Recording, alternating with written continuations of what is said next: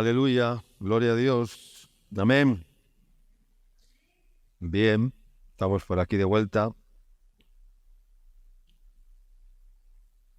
Regresamos de Bolivia con un virus boliviano, no sé, hay virus de todo tipo y creo que por allí nos agarró algún virus, alguna enfermedad y nos mandó a la cama a descansar.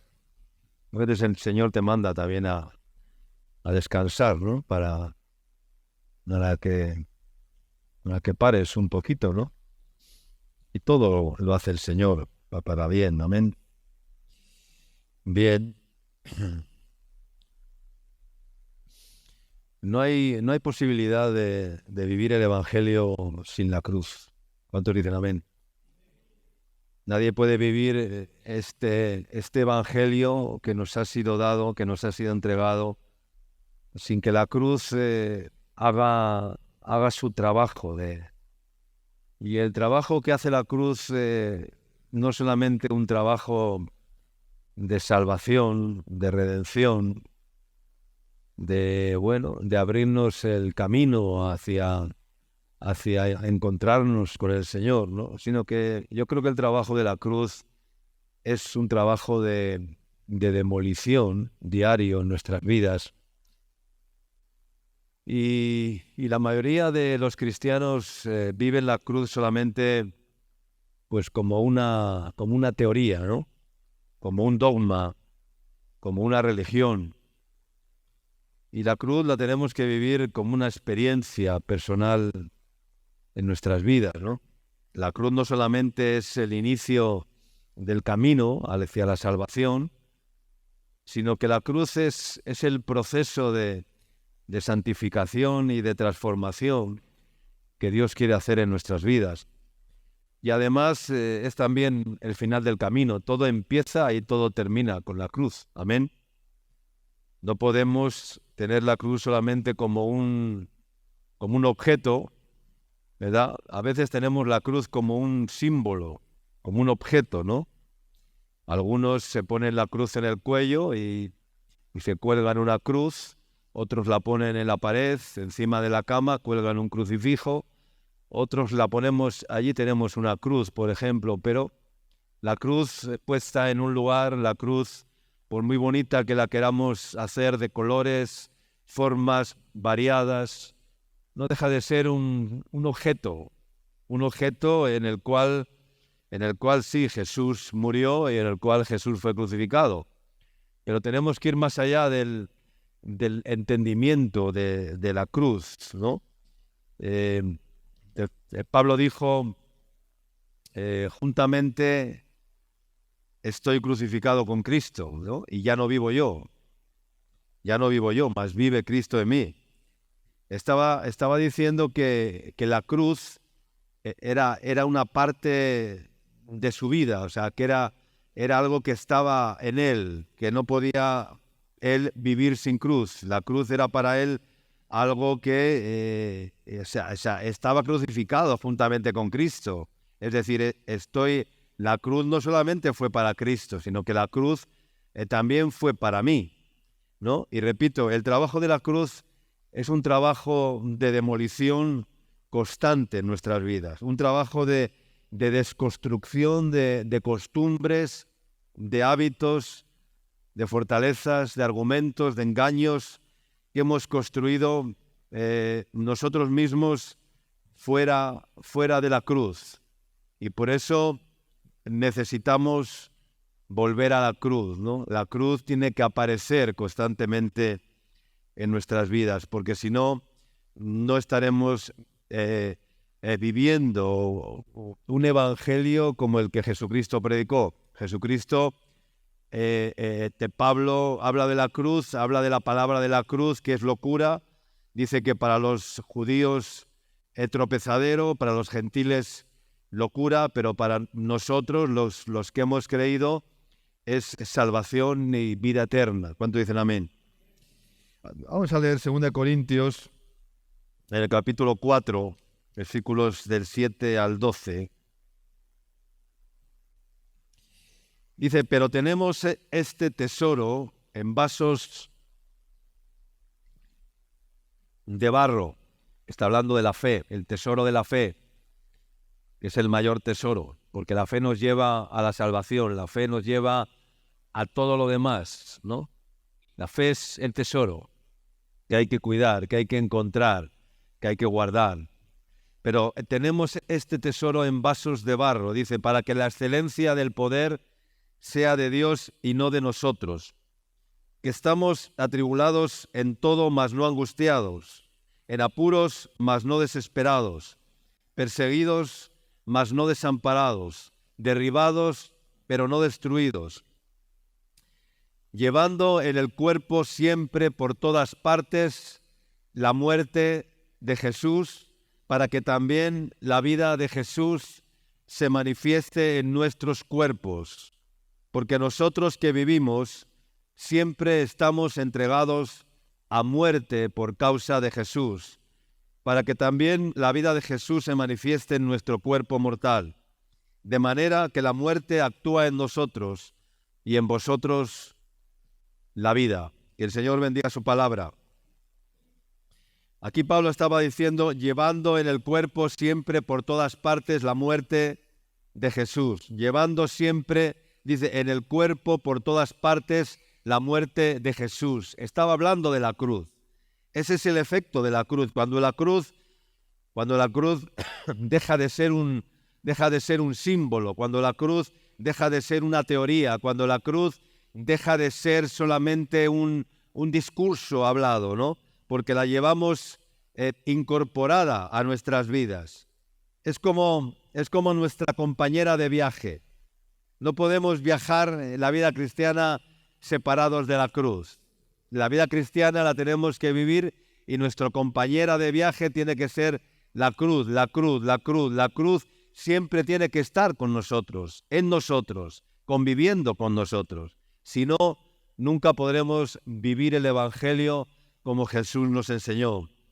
De tal manera que la cruz rige nuestras vidas y ya no es una imposición, ya no es una obligación en nuestras vidas de hacer un sacrificio diario, sino que va incorporada a nuestras vidas de una forma natural. No tenemos que actuar ya con formas religiosas para mostrarnos en cierta manera a los ojos de los hombres o a los ojos de los demás, sino que ese morir en Cristo actúa en nuestras vidas y ha de ser tan espontáneo que estamos conviviendo constantemente con la cruz.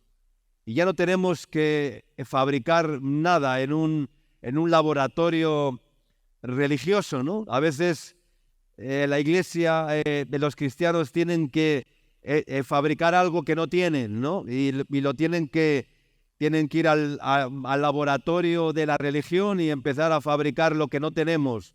No podemos fabricar lo que no tenemos, no podemos imitar lo que no tenemos, no podemos manifestar lo que no somos en nosotros mismos, por mucho que queramos ir al laboratorio de la religión a querer fabricar algo y hacer algo artificial.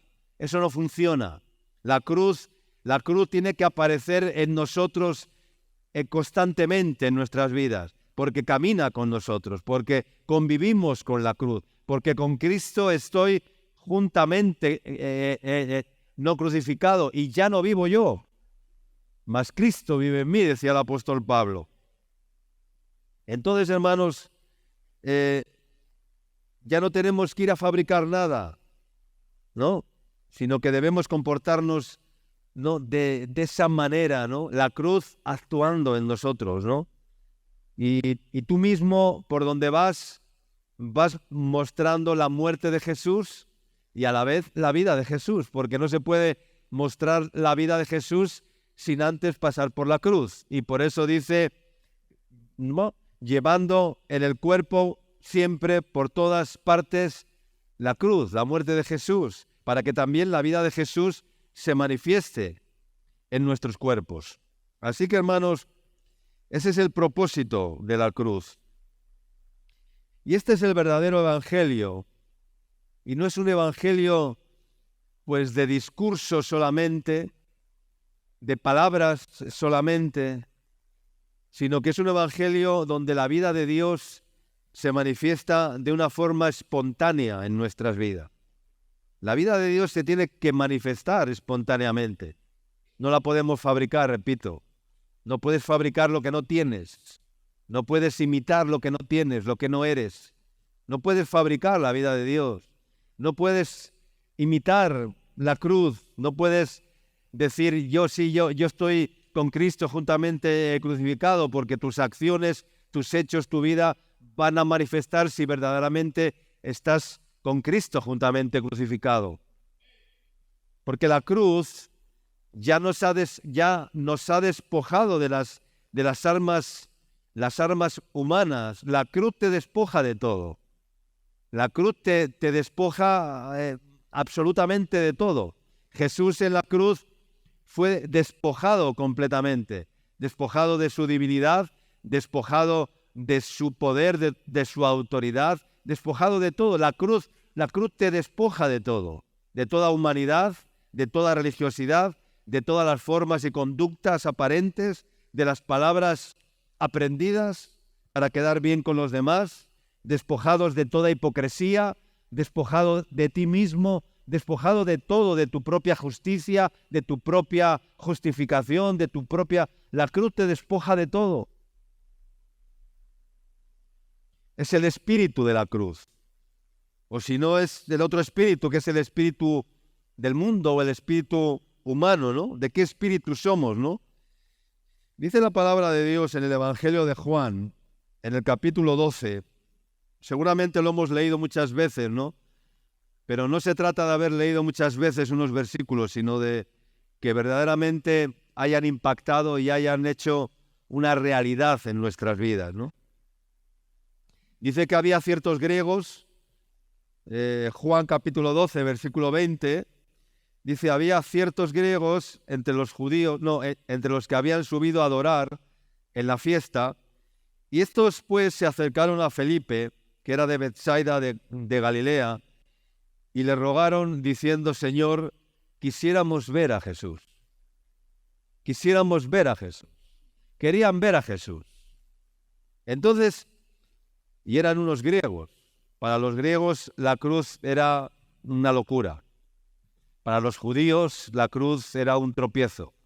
¿Por qué un tropiezo? Porque ver al rey de los judíos clavado en una cruz, para ellos fue lo más desagradable y el mayor tropezadero, porque ellos pensaban, el rey de los judíos tiene que venir coronado como rey, no puede aparecer clavado en una cruz como un maldito en un madero. Entonces para ellos fue un tropiezo. Para los griegos era una locura, pero aun a pesar de ser una locura, dice que tenían cierta curiosidad, ¿no? Y se acercaron a los discípulos y les dijeron, quisiéramos ver a Jesús. Entonces Felipe fue y se lo dice a Andrés, otro de los discípulos. Entonces Andrés y Felipe se lo dicen a Jesús y le dicen, mira Jesús, han venido unos griegos, ¿verdad?, que habían subido a adorar a una de las fiestas, a celebrar las fiestas, porque allí todos celebraban las fiestas, ¿no? Y iban a la fiesta, Y entonces dice, han venido unos griegos y nos han preguntado o nos han dicho, ¿no?, que quisiéramos ver a Jesús. Entonces Jesús le respondió, ha llegado la hora para que el Hijo del Hombre sea glorificado. De cierto os digo, que si el grano de trigo no cae en la tierra y muere, queda solo. Pero si muere, lleva mucho fruto. Es decir, querían ver a Jesús y Jesús les da una respuesta totalmente nada que ver con lo que ellos esperaban, ¿no? Ellos esperaban pues que Jesús apareciera, que Jesús les dijera yo soy, que Jesús les dijera miren, no, pero Jesús les dice, ha llegado la hora en que el Hijo del Hombre sea glorificado. El grano de trigo tiene que caer a tierra. Yo soy ese grano de trigo que tiene que caer a tierra y que tiene que morir, para que me vean, para que me conozcan, porque si no, no me van a conocer como yo quiero que me conozcan. Tienen que conocer el proceso de la cruz. Pero hermanos, existe un gran problema en medio de la iglesia. Existe un gran problema en medio de la iglesia. Y es que hemos construido, es como si hubiéramos construido un gran silo, ¿no? ¿Qué es un silo? Es un granero, ¿no? Donde se almacena el grano, ¿no? Y parece que en la iglesia hemos construido un gran silo, un gran granero, ¿ya? Donde estamos almacenando semillas, donde estamos almacenando grano, semillas. Tú eres una semilla. Cada uno de nosotros somos un grano, somos una semilla que estamos en el silo, que es la iglesia, en el granero, ¿verdad? Y esas semillas, lo que pasa es que con el paso del tiempo, muchas de ellas, o esos granos, con el paso del tiempo, muchas de ellas se vuelven inservibles y no sirven para nada. La iglesia no es un lugar donde almacenar granos y granos de trigo o semillas para almacenar personas, sino que la iglesia debe ser un lugar donde las semillas que hay tienen que estar preparadas para que el sembrador las tome y las siembre en algún lugar. ¿Cuánto dicen amén? Y ese es el proceso de la cruz.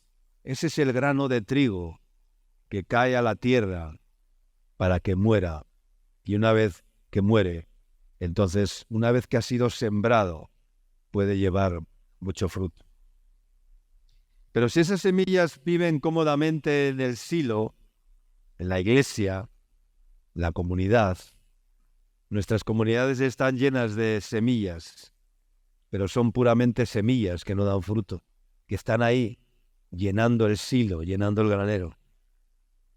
Si esas semillas viven solamente cómodamente en el silo, en el granero, sin tomar ninguna decisión personal, sin tener ninguna iniciativa, terminan siendo semillas que no producen ningún fruto. Porque toda semilla, para dar fruto, primeramente tiene que romperse ¿qué? ¿Qué tiene que romperse? La cáscara. Toda semilla tiene una cáscara. La cáscara se tiene que romper. Si la cáscara no se rompe, la semilla permanece ahí, olvidada. La cáscara se rompe. Cuando la semilla cae a la tierra y la cáscara se rompe, entonces, pasado un tiempo, esa semilla se convierte ¿en qué? Se convierte en un fruto, se convierte en un árbol. Y si la cáscara no se rompe, pues el germen de vida que está dentro de ella no puede producir ningún fruto. Se tiene que romper el cascarón. Es como cuando un pollito, un pajarito, un ave pone un huevo, ¿verdad? El huevo es incubado. La gallina, el pollito, que sea, cuida. La mamá cuida el nido, donde están los huevos, los incuba, para que pasado un tiempo, ¿qué pasa? Que el huevo, ¿qué? Se quiebra. Y cuando el huevo se quiebra, ¿qué sale? El pollito o el pajarito o lo que tenga que salir. Si no, el huevo no sirve para nada. Así es la cáscara, así es el grano, así es la semilla. Así es tu vida, que tiene un cascarón. Pero el cascarón se tiene que romper. Si la cáscara no se rompe, si la cáscara religiosa no se rompe, si la apariencia religiosa no se rompe, si la apariencia de ser buenas personas, educadas, correctas, no se rompe, si las formas no se rompen, si la justificación no se rompe, si todo eso no se rompe en tu vida, no sirve para nada. Serás un cascarón toda tu vida. La cáscara se tiene que romper. Otras veces te encuentras que los hilos están llenos de semillas, pues que ya se les ha pasado el tiempo, que ya se les pasó el arroz, ¿verdad? Que les pasó el tiempo de dar fruto. Porque hay un tiempo para dar fruto. Lo dice la Biblia, ¿no? Dice el Salmo en el capítulo 1, que bienaventurado el hombre, que será como árbol, dice, plantado junto a corrientes de aguas, dice, que da fruto a su tiempo, que su hoja no cae y que todo lo que hace será prosperada. Pero dice que da fruto a su tiempo. O sea, hay un tiempo para dar fruto. Como hay un tiempo para todo. Jesús vio una higuera, ¿y qué pasó con la higuera? Que la maldijo. Y encima le dijo algo tan severo y le mandó un juicio que le dijo a la higuera: nunca, jamás nazca fruto de ti. Menudo juicio. Nunca, o sea, ya nunca más nazca fruto de ti. ¿Ya? Vas a ser quemada y hollada en el fuego, destruida.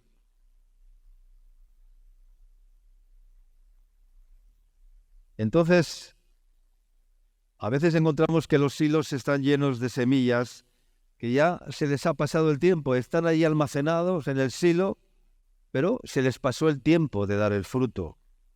Y las semillas no duran eternamente. Tienen un tiempo para dar fruto y tienen un tiempo de caducidad también. Y cuando se pierden las propiedades de poder germinar y de dar vida, pues ya no tienen una gran utilidad. Y a veces la Iglesia pues termina siendo eso. Y ese es el conflicto. Y el conflicto nace... ¿Dónde viene el conflicto? ¿Dónde viene el problema? De que el grano de trigo no cae a tierra definitivamente para romperse el cascarón. Primero tiene que caer a tierra. Y una vez que ha caído a tierra, el cascarón se tiene que romper. Y entonces dice Jesús que ese grano se queda ¿cómo? Se queda solo. Se queda solo. Se queda estéril, se queda sin vida, solamente con religión, pero sin vida espiritual. Entonces, hermanos, tenemos que pensar que tenemos que romper esa cáscara. No se puede vivir el Evangelio sin la cruz, como no se puede subir al Everest sin oxígeno. Tú intentas subir al Everest sin oxígeno, a 8.000 y pico metros de altura. Es imposible. Es imposible. Ningún hombre podría escalar el Everest y llegar a esa altitud sin tener oxígeno para oxigenar sus pulmones. Es prácticamente imposible. Y es imposible vivir el Evangelio de Cristo sin tener la cruz presente en nuestras vidas. Si quieres vivir el Evangelio, vas a tener que tener el oxígeno de la cruz, no el aire contaminado de este mundo. No vas a coronar ningún monte sin la cruz. No vas a alcanzar ninguna promesa si no estás conviviendo con la cruz. No vas a alcanzar ni vas a heredar lo que Dios tiene para ti si no has hecho de la cruz tu compañera de viaje. Todo empieza por la cruz y todo termina por la cruz. ¿Cuánto dicen amén? Para llegar a lugares que no llegarías de ninguna otra manera. Y además la cruz te va a permitir enfrentar el mayor de las batallas que tenemos que librar, que es la batalla contra nosotros mismos. Amén. Esa cáscara dura, esa arrogante que vive dentro de ti. Hay un hombre y una mujer arrogante que vive dentro de ti. Lo quieras reconocer o no lo quieras reconocer. Ese ser presuntuoso que vive dentro de ti, que convive dentro de ti, hombre o mujer, que solamente busca lo suyo, que es egoísta, ¿verdad? Ese pequeño Dios que hay dentro de cada uno de nosotros, ese pequeño Dios que habita dentro de ti, hombre o mujer. Solo la cruz puede terminar con ese villano, con ese traidor con ese impostor que vive dentro de nosotros. ¿Cuánto dicen amén? Hay un impostor dentro de ti. ¿Cuánto dicen amén? Hay un impostor dentro de ti. Hay un villano dentro de ti. Hay un hombre y una mujer presuntuosa dentro de ti. Hay un hombre altivo y orgulloso dentro de ti. Hay un hombre hay un hombre o una mujer dentro de ti no totalmente rebelde y totalmente contradictoria y que siempre se justifica y que ese ser habita todavía dentro de ti. Y por eso es necesario el proceso de la cruz. No hay otro camino posible. Yo no he encontrado otro camino para enfrentar el hombre villano, presuntuoso, vicioso, perverso, maligno, desgraciado que había dentro de mí. Y aún seguimos luchando contra ese hombre, cada vez menos, por supuesto, porque la cruz ha hecho su proceso en nuestras vidas. Pero algunos todavía están muy lejos de empezar ese proceso de la cruz. El primer equipo hemos hablado que la cruz es un proceso de demolición, ¿no? Y el primer equipo de demolición que vamos a ver es que el Señor es el que tuvo que utilizar con Pedro, por ejemplo. Hay muchos cristianos que quieren vivir ellos su propio evangelio. Pedro era un hombre de grandes cualidades, ¿no? Era un hombre de grandes cualidades, ¿sí o no? A veces desvaloramos las cualidades que tenía Pedro porque negó a Jesús y ya lo descalificamos, pero Pedro era un hombre que tenía grandes cualidades, pero lo descalificamos y lo desvaloramos porque negó a Jesús, pero nunca nos hemos puesto en el lugar de Pedro. Vamos a ponernos en el lugar de Pedro de esta mañana. ¿Te parece bien? En el lugar de Pedro, soportando la presión de los ejércitos de demonios que estaban atentando en sus últimas horas o en sus últimos días contra la vida de Jesús, ¿verdad? Cientos de soldados armados y pertrechados violentando a Jesús. Y tú allí en medio, ¿qué hubieras hecho tú en esa situación? ¿Qué hubieras hecho? Habrías dicho, no, yo también soy de esos. No, te habrías presentado como el bueno de la película diciendo, no, yo también he estado con Jesús, aquí estoy. Habrías salido ¿cómo? Pero vamos, corriendo como... Habrías salido corriendo. Pero cuando Pedro vio lo que le iban a hacer a Jesús, seguramente pensó, si esto le están haciendo a él, ¿qué no harán con aquellos que estábamos con él? Amén. Seguramente estaba pensando eso Pedro. Y podíamos pensar pues que Jesús estaría decepcionado con Pedro. Pero no es así, porque Jesús no esperaba nada de Pedro. Al igual que Jesús no espera nada de ti. No te pienses que Jesús está esperando de ti algo bueno, porque tú y yo no tenemos nada bueno. Él lo sabe. Él no espera nada bueno de ti. Él está acostumbrado a recibir golpes y golpes y golpes, desprecios, bofetadas, calumnias, ofensas, traiciones. Está totalmente acostumbrado. Pero aun a pesar de eso, Él no se va a decepcionar de ti. No se va a decepcionar. Al igual que Dios no puede estar decepcionado de nosotros porque Él sabe que no hay nada bueno en nosotros. Él no tiene ninguna expectativa contigo y conmigo. Ninguna. Porque Dios no nos va a amar, ni nos va a premiar, ni nos va a valorar por los logros que tú y yo podamos hacer o tener. Dios sabe que de nosotros no puede salir mucha cosa buena. Entonces somos nosotros los que tenemos que poner nuestras expectativas en Él. Amén. Y esperar que Él nos conceda mucho más de lo que nosotros podemos darle a Él. ¿Cuánto dicen amén? Tú y yo sin Cristo, ¿qué sabemos hacer tú y yo sin Cristo? ¿Tú qué sabes hacer sin Cristo? ¿Qué sabes hacer? ¿Pecar? ¿Pecar? ¿Volver a pecar? Y volver a pecar. ¿Eso es lo único que sabes hacer sin Cristo?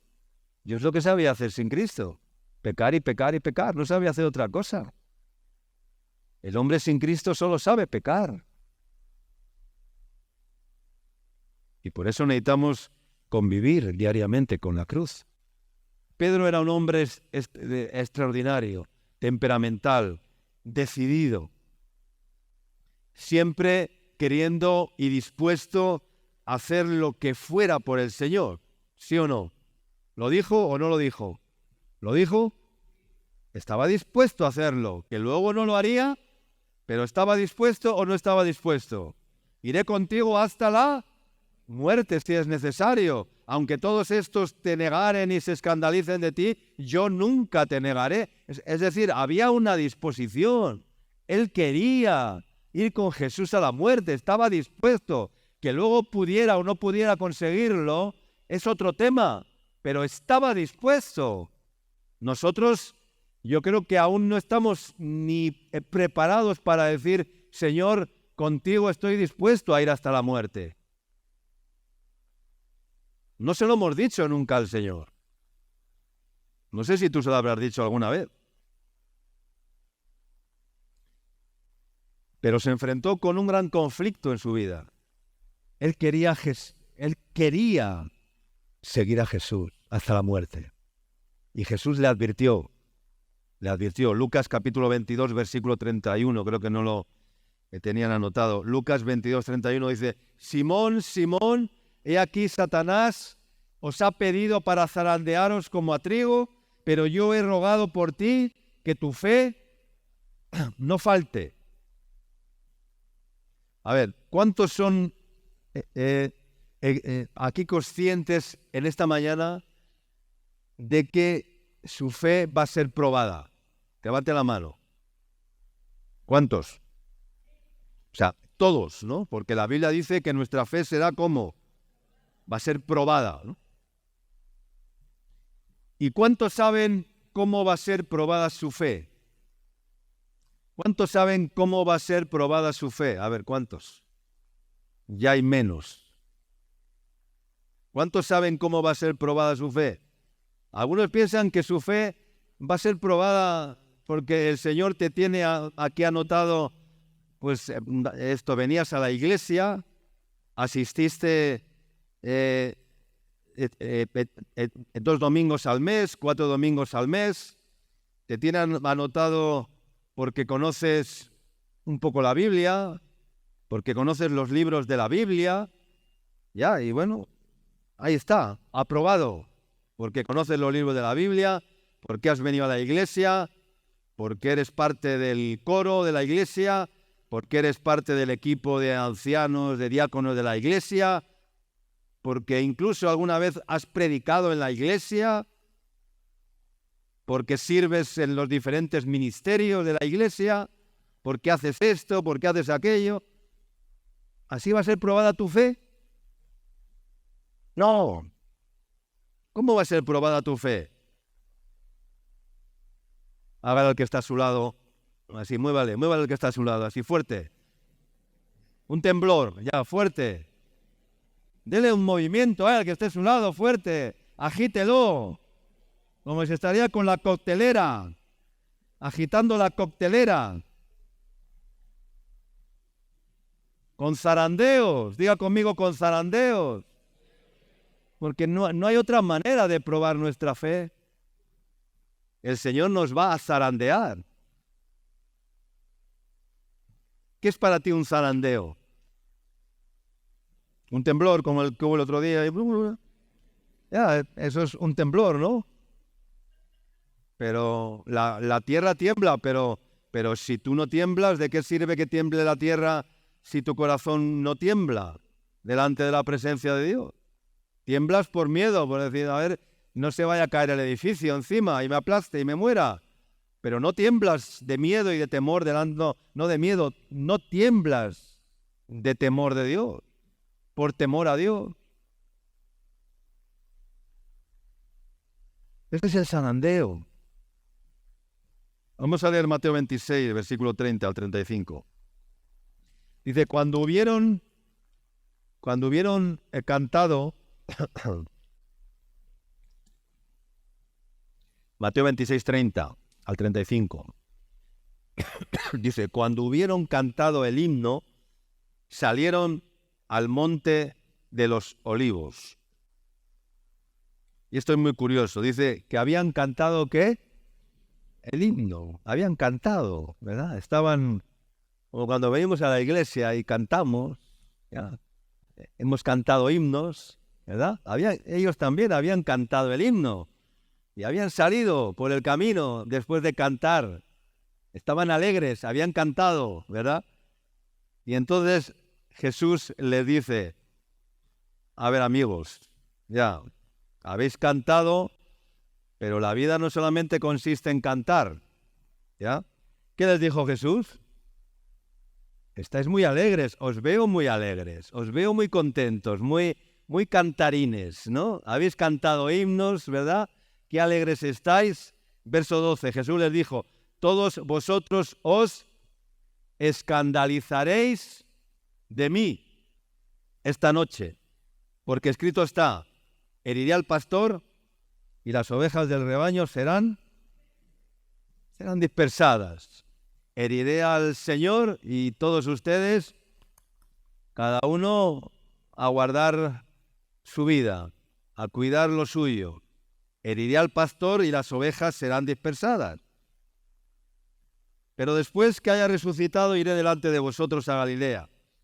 Respondiendo Pedro le dijo, aunque todos se escandalicen de ti, yo nunca me escandalizaré. Y Jesús le dijo, de cierto te digo que esta noche antes que el gallo cante me negarás 3 veces. Pedro le dijo, aunque me sea necesario morir contigo, no te negaré. Y todos los discípulos dijeron lo mismo. Aquí vemos la realidad de Pedro, la realidad de los discípulos, que muchas veces es también nuestra realidad. Mira, la cruz tiene 2 caras, es como las monedas. La cruz nos otorga la salvación, el don gratuito sin merecerlo, abre el camino de la gracia para ser perdonados de nuestros pecados, pero la otra cara es la que nos tiene que llevar a morir, a ese pecador e impostor que llevamos dentro de nosotros. Es decir, que Él me instruye en su muerte para que la misma vida que Él recibió en su resurrección sea la misma vida que nos dé también a nosotros.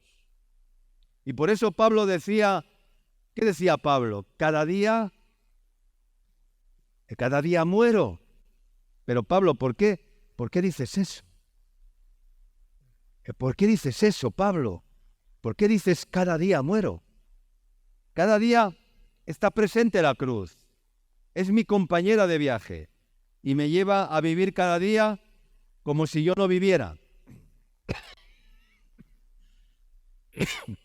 Como si yo no viviera. Porque ya no vivo yo, mas vive Cristo en mí. Y por eso decía Pablo, cada día muero. Es decir, Pablo desaparecía del mapa. Cada día muero, ya no existo. Y cuando dijo, ya no vivo yo, ¿qué quiere decir? Que él desaparecía. Ya no vivo yo no soy el que vivo. Vive Cristo en mí. Pero para eso, ¿qué tengo que hacer? Cada día muero. Y como cada día muero, entonces ya no vivo yo. Vive Cristo en mí. Entonces Pablo desaparecía. Es como mirarte en el espejo y decir, ya no aparece más ese villano que estoy viendo, ese impostor, ese pecador. Ya no aparece más, sino que veo los rasgos y veo los estigmas de Cristo en mi vida. ¿Cuántos dicen amén? Ya no veo a ese villano que hay dentro de mí.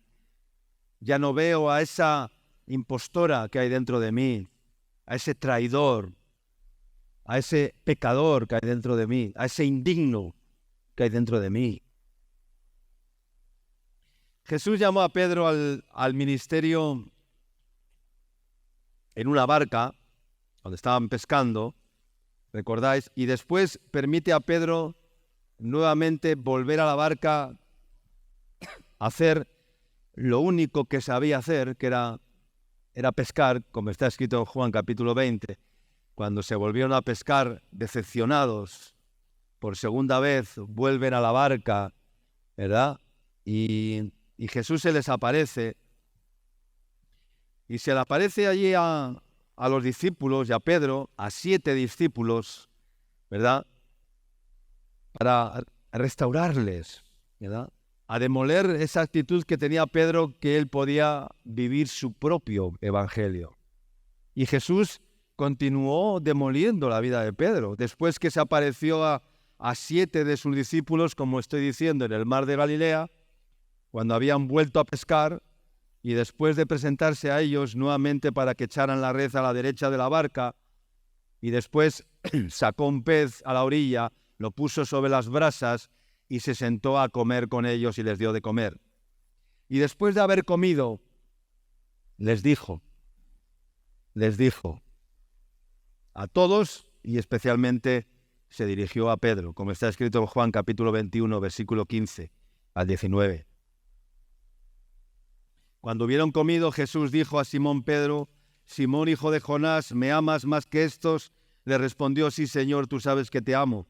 Él le dijo: apacienta mis corderos. Volvió a decirle la segunda vez: Simón, hijo de Jonás, ¿me amas? Pedro le respondió: sí, Señor, tú sabes que te amo, pastorea mis ovejas. Le dijo la tercera vez: Simón, hijo de Jonás, ¿me amas? Pedro se entristeció de que le dijere por tercera vez: ¿me amas? Y le respondió: Señor, tú lo sabes todo, tú sabes que te amo.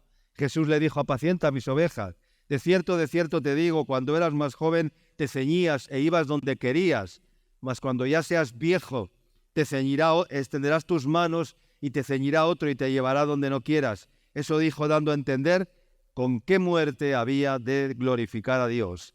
Y dicho esto añadió: sígueme. A Jesús solo le importaba una cosa: saber si Pedro le amaba. Y a Jesús lo que más le importa es saber si tú le amas. Amén. Incondicionalmente. Porque eso es lo que Él hizo y hace. ¿Qué hizo Él? Amar como. ¿Cómo amó Jesús? Incondicionalmente. Y eso es lo que Dios quiere. Y que no va a dejar a nadie caído en medio del desierto porque haya fracasado de alguna manera, sino que va a ir a buscarlo, como vino a buscar y a restaurar la vida de Pedro. Pero para lograr eso tuvo que mandar a su equipo de demolición 3 veces, hasta convertir a Pedro en barro, hasta convertir a Pedro en barro. La misma pregunta 3 veces, la respuesta de Pedro fue un tanto sin una convicción verdadera, porque le dijo: Simón, hijo de Jonás, ¿me amas? Y Pedro le dijo: sí, Señor, si tú ya sabes que te amo, como diciendo, si tú ya lo sabes, ¿no? Porque Jesús sabía que Pedro no le amaba con ese amor ágape incondicional, con el cual Jesús sí amaba a Pedro. El Señor tiene que hacer un trabajo de demolición tan profundo a veces en nuestras vidas, para llevarnos a un punto en nuestra vida de llegar a aceptar que Dios nos ama de esa forma. Es el amor violento de Dios, es el amor incomprensible de Dios, es el amor furioso de Dios en cierta manera. Y le martilló, le demolió 3 veces haciéndole la misma pregunta, le estaba demoliendo. Y después le dijo: de cierto te digo, cuando eras joven te ceñías, ibas donde querías, mas ahora que cuando ya seas viejo, dice, extenderás tus manos y te ceñirá otro, y te llevará a donde no quieras. Esto dijo dando a entender con qué muerte había de glorificar a Dios. ¿Qué significa esto? Que dejamos de tener ya la iniciativa personal en nuestra vida, para vivir en una total dependencia del Señor. Porque eso es lo que hace la cruz, llevarnos a vivir en una total dependencia de Dios. El que no vive en esa dependencia quiere decir que no está conviviendo con la cruz.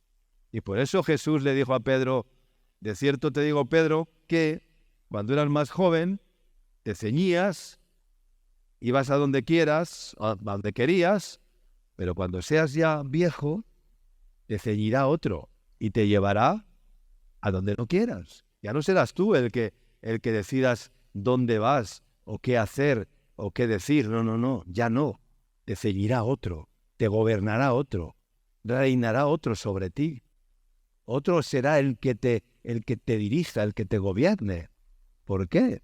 Porque ya has sido demolido, porque el cascarón ya se ha roto. Al igual que el pámpano está arraigado en la vid y lo sostiene la vid, así es nuestra vida cuando dan fruto, ¿no? No por iniciativa, ¿no? Porque la iniciativa personal se agota. Cuando ya tu vida se ha agotado. Y entonces empiezas a depender de Dios. Pero uno de los mayores problemas que tiene ese equipo de demolición de la cruz en nuestras vidas es cuando vivimos forjando nuestra propia justicia. Y les voy a explicar un poco, ¿no? Este problema lo vemos muy identificado en la vida de Job. Era un hombre, Job era, era un hombre extraordinario. Si Job estaría hoy aquí en esta mañana, lo tendríamos que sentar no en la primera fila, sino habría que sentarlo aquí en un sillón especial y decirle, siéntese aquí, Job, porque usted es un hombre realmente extraordinario. Y Job capítulo 1 y versículo 8 dice, el Señor le dijo a Satanás, ¿no has considerado a mi siervo Job, que no hay otro como él en la tierra, varón perfecto y recto, temeroso de Dios y apartado del mal? Menudas cualidades, ¿no? Menudas cualidades, varón perfecto, varón recto. Dios decía esto de Job. ¿Has considerado a mi siervo Job, varón perfecto, varón recto? Es un hombre perfecto, es una persona perfecta, recta, temerosa de Dios y apartada del mal. Las virtudes que Dios destacó en la vida de Job son las verdaderas, o son las virtudes que cualquiera desearía tener en su vida. ¿Quién de ustedes no desearía ser, como dice acá, recto, perfecto, temeroso de Dios, apartado del mal? Pero qué error había en la vida de este hombre que necesitara un trato y un trabajo de demolición tan profundo. ¿Se lo han preguntado alguna vez? No solamente el martillo o el cortafríos o el no, para romper parte de la piedra que había en la vida de Job, sino que Dios con Job tuvo que usar la moladora y no sé cuántas herramientas más. Con Job no era simplemente un martillo y un cincel, no. Con Job el proceso de demolición tenía que pasar por la moladora y una serie de herramientas más porque necesitaba un proceso de demolición tan profundo y tan severo. ¿Cuál era el pecado de este hombre? ¿Cuál era el pecado de Job? ¿Qué había hecho Job para que el Señor usara ese proceso de demolición tan severo? ¿Se lo han preguntado alguna vez? Si eso le hizo a Job, ¿qué no tendría que hacer el Señor con cada uno de nosotros? Imagínese. Si lo hizo con un hombre recto, perfecto, temeroso de Dios y apartado del mal, tuvo que usar la moladora y la pisonadora prácticamente para demoler la vida de Job. ¿Qué tendría que hacer contigo y conmigo el Señor? Ahí está el gran problema de nuestras vidas, que es la justicia propia. Una justicia que solamente se defiende a uno mismo, que defiende sus intereses, que defiende y se afirma en sus derechos. Esa es la autopropia justicia. ¿Y por qué Dios tuvo que poner la vida de su mejor amigo, porque Job era amigo de Dios, porque era un hombre recto, justo, ¿por qué tuvo que poner la vida de su mejor amigo en manos de su peor enemigo? ¿Por qué tuvo que poner Dios la vida de su mejor amigo en manos de su peor enemigo, que era Satanás? ¿Por qué? Porque Job era amigo de Dios. ¿Cómo entregar a tu amigo Job en manos de Satanás, que es tu peor enemigo? Y para producirle y hacerle tanto daño en su vida. A veces no entendemos cómo es el amor de Dios y cómo Dios tiene que demoler la roca dura. En este caso tuvo que pasar una pisonadora por la vida de Job para demoler la vida de este hombre involuto, limpio, sin mancha, que cuando se presentaba delante de la presencia de Dios no iba con la justicia de Cristo, sino que iba con su propia justicia. Él era su propia justicia.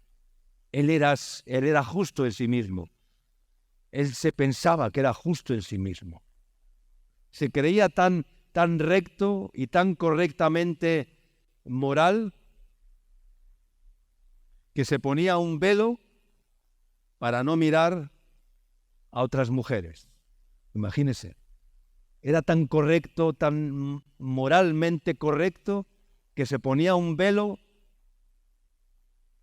para no ver ni mirar a otras mujeres, porque lo dice en el capítulo 31, versos 1 y 2. No sé si lo has leído alguna vez. Hay que pararse en los detalles. Dice el capítulo 31, 1 y 2, dice: hice pacto con mis ojos. ¿Cómo pues había yo de mirar? Dice, a una virgen, porque ¿qué galardón me daría de arriba Dios? ¿Y qué heredad el Omnipotente desde los cielos? Es decir, era tan consciente de su, ¿no? Que decía, hasta eso. ¿Cómo pues había yo de mirar, dice, a una virgen? Hice pacto con mis ojos, porque si no, ¿qué galardón me daría de arriba Dios? ¿Y qué heredad el Omnipotente desde las alturas? Y Job además era tan justo, era tan recto, se creía tan superior, ¿ya? Y tenía tal poder sobre su propia familia que él no permitía ni dejaba que sus propios hijos presentaran ningún sacrificio a Dios. No dejara que sus hijos presentaran sacrificios a Dios. Iba él a hacerlo por ellos. Él hacía los sacrificios por sus hijos. No dejaba ni que sus hijos se acercaran a Dios a presentar sacrificios. Era tan involuto, tan justo, que no permitía ni eso. Estaba tan lleno de sí mismo y de su propia justicia que impedía que sus propios hijos tuvieran una relación cercana con Dios. El gran problema que tenía Job no era lo que él hacía. El gran problema era lo que él era, no lo que él hacía, porque todo lo hacía correctamente. ¿Sí o no? Entonces, ese no era el problema de Job. El problema de Job era lo que él era en sí mismo. Y Job era un hombre que no conocía a Dios. Era un alumno muy aplicado para cumplir con todas las normas, pero sin conocer a Dios. Tenía un conocimiento de Dios de segunda mano, porque dijo, de oídas te había. Eso es un conocimiento de Dios de que de segunda mano, de oídas te había oído. De oídas te había oído. Es decir, te conozco de segunda mano, no de mano propia, no de experiencia propia. Y por fin Job un día se rindió a Dios. En el capítulo 42, versos 5 y 6. De oídas te había oído, mas ahora mis ojos te ven, ¿no? Verso 6, dice, por tanto, me aborrezco y me arrepiento. En polvo y ceniza. Job aquí no confesó ningún pecado, ¿o sí? ¿Confesó algún pecado en esta declaración? ¿Confesó algún pecado? De adulterio, de fornicación, de robo, de mentira, de engaño, de orgullo, de soberbia, de nada, de ira, de enojo, no confesó ningún pecado. ¿Por qué no confesó ningún pecado? Porque no tenía ningún pecado aparentemente que confesar. No podía decir lo que no, no podía confesar nada. No tenía ningún pecado, ni capital ni venial, ¿no? Como por identificar los pecados de alguna manera. No tenía ningún pecado, porque todo lo que hacía era moralmente correcto. Era tan legalista, era tan correcto, entonces no era por lo que él hacía. El pecado estaba arraigado en lo que él era. Y ese es el aspecto más difícil de demoler en cada persona. Destronar el pequeño Dios que tú y yo llevamos dentro de nosotros. Porque todos tenemos un pequeño Dios entronado dentro de nosotros mismos.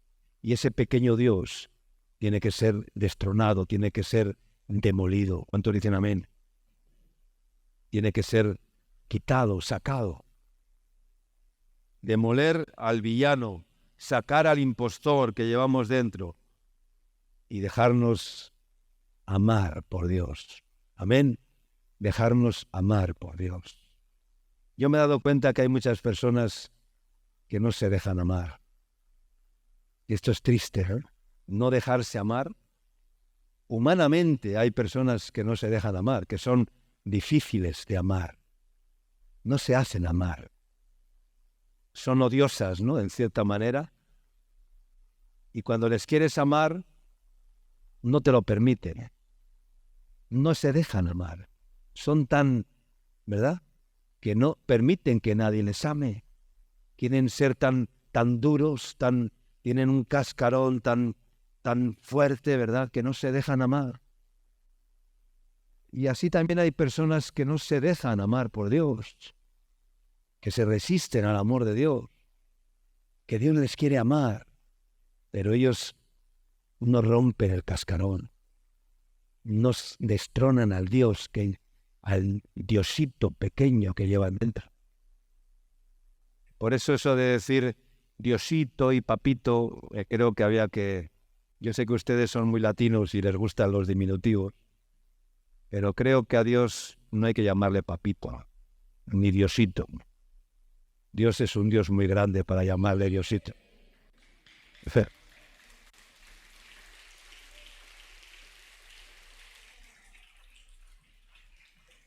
Yo sé que están ustedes, eso de los diminutivos y Miguelito y tal. Cuando vengo aquí el jueves, los pastores de la Compe, hombre, Miguelito, ya, vale, pues Miguelito, ya, déjate de hitos, ¿ya? Y llámeme reverendo, pero no, pero que me digan Miguelito no me importa, ¿no? Pero yo me refiero que a veces escucho personas que dicen Papito lindo, Diosito mío. O sea, creo que eso hay que irlo... Ustedes son muy latinos y les respeto, ¿ya? Porque tienen esa lindura hablando y que nosotros no tenemos, lamentablemente, pero estamos aprendiendo también, ¿no? Ya son 21 años en Latinoamérica y algo hemos aprendido. Si a mí me escucharan cuando llegué, pues... Mira, este pastor nunca saluda, este pastor no...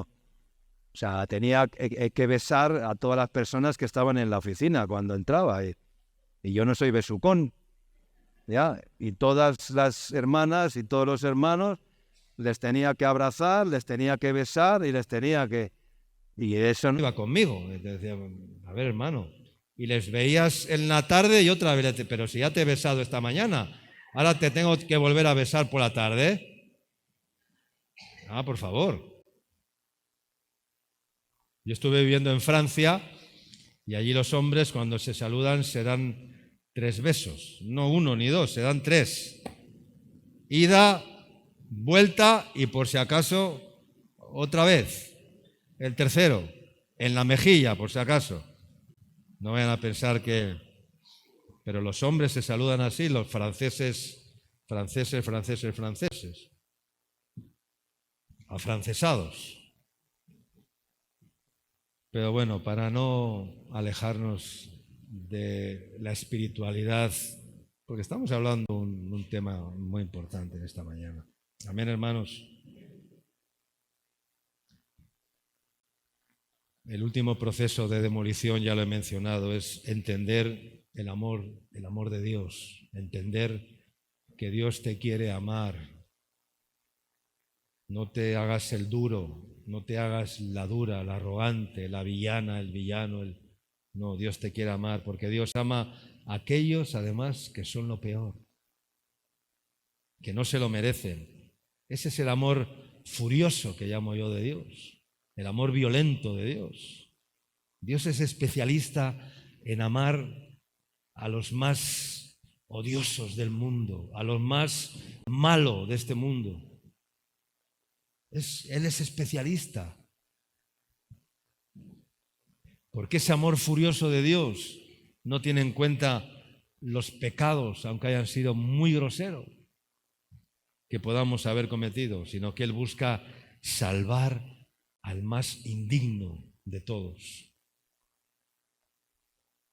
Si le besó los pies a un traidor, ¿verdad? Sentados en la cena, que sabía que le iba a traicionar y le besó los pies o le lavó los pies a un traidor, el que le iba a entregar, a Judas. No, Jesús ama, ama y ama hasta donde no te puedes imaginar. El amor de Dios para con tu vida es tan grande, tan grande, tan grande que no te lo puedes imaginar. Pero Dios en esta mañana te dice, saca el impostor que llevas dentro, saca ese hombre villano que llevas dentro, esa mujer, ese diosito, destrónalo y déjate amar, deja que yo te ame. Amén. Porque esa es la naturaleza de Dios, porque Dios es amor. Amén. Y ese es el poder demoledor del amor de Dios. ¿Sabes que el amor de Dios es un poder demoledor?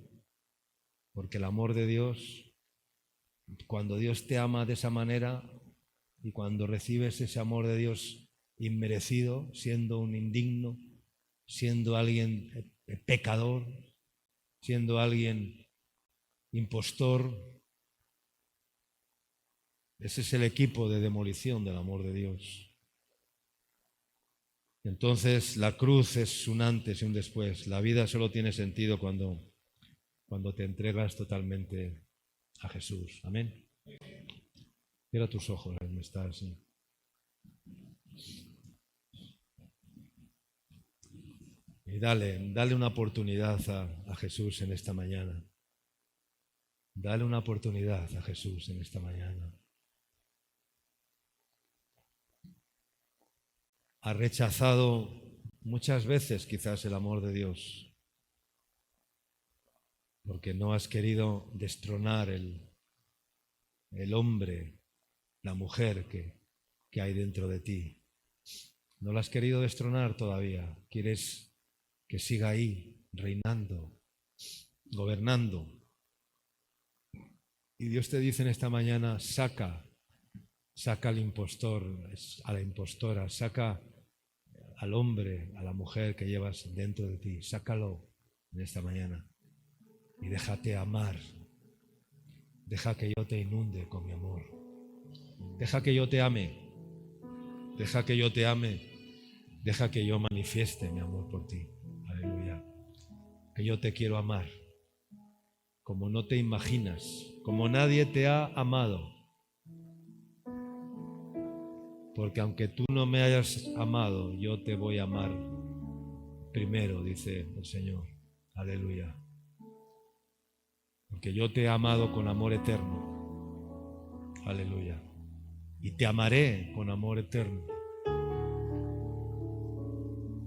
Tal vez sientes que has decepcionado al Señor.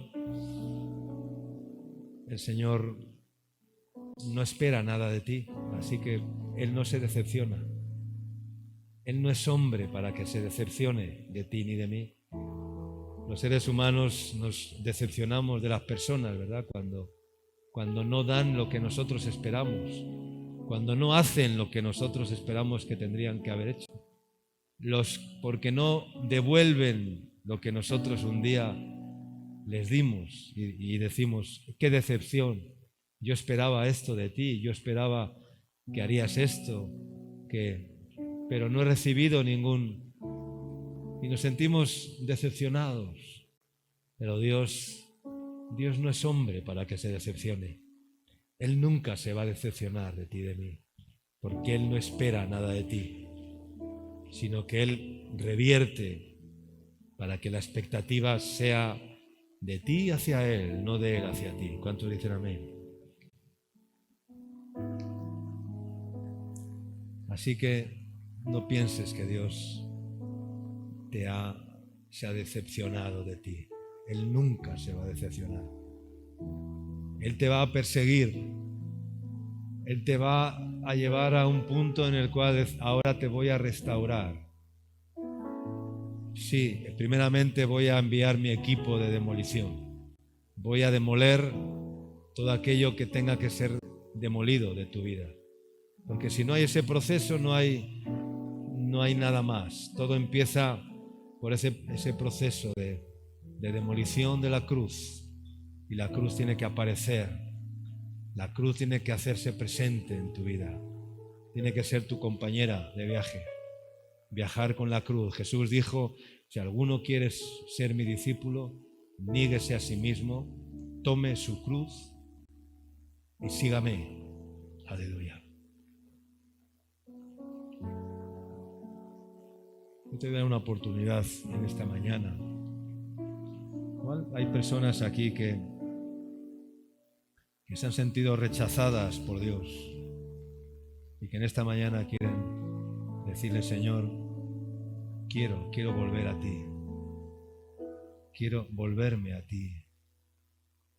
Quiero recibir ese amor, ágape, incondicional, verdadero en mi vida. Si el Señor te está hablando en esta mañana de ese rechazo del amor de Dios, humíllate en esta mañana delante de Dios y dile, Señor, quiero recibir ese amor. Levanta tu mano al cielo y díselo al Señor en esta mañana. Aleluya. Dile, Señor, he rechazado tu amor, Señor. He rechazado tantas veces, Señor, lo que tú me has dicho, lo que tú me has corregido, Señor, lo que tú me has dicho que haría y no lo he hecho, Señor, lo he rechazado, porque así es el amor de Dios. El amor de Dios no es un corazón rojo, pintado de rojo. El amor de Dios no es un flechazo. El amor de Dios es tan alto, tan ancho, tan profundo, inmenso es, alto es, decía el apóstol, inmenso es, profundo es. No puedo comprender la anchura, la longanimidad, la longitud, la profundidad del amor de Cristo, del amor de Dios. ¿Quién me separará del amor de Dios? ¿Quién me separará de ese amor? Ni tribulación, ni angustia, ni hambre, ni persecución, ni muerte, ni vida, ni principados, ni potestades, ni lo presente, ni lo porvenir, ni ninguna otra cosa creada me podrá separar del amor de Dios que es en Cristo Jesús. Si has levantado tu mano, ponte de pie ahí. Si has levantado tu mano, ponte de pie, y si no, no sé, también, como quieras. Pero levanta tu mano al cielo y dile: Señor, gracias por tu palabra. Señor, gracias una vez más porque tú me amas con amor eterno, Señor. Aleluya. Soy indigno. Soy un impostor. Soy un villano, Señor. Soy un hombre y una mujer pecadora, Señor. Pero en esta mañana tú me has enseñado, Señor, que aun a pesar de todo, tu amor no cambia. Tu amor es el mismo. Tu amor sigue siendo el mismo. Tu amor es fuerte como la llama, es el amor. Fuerte como la llama. Las muchas aguas no podrán apagar el amor, ni lo ahogarán los ríos, porque fuerte brasa, fuerte llama es el amor de Dios. Aleluya.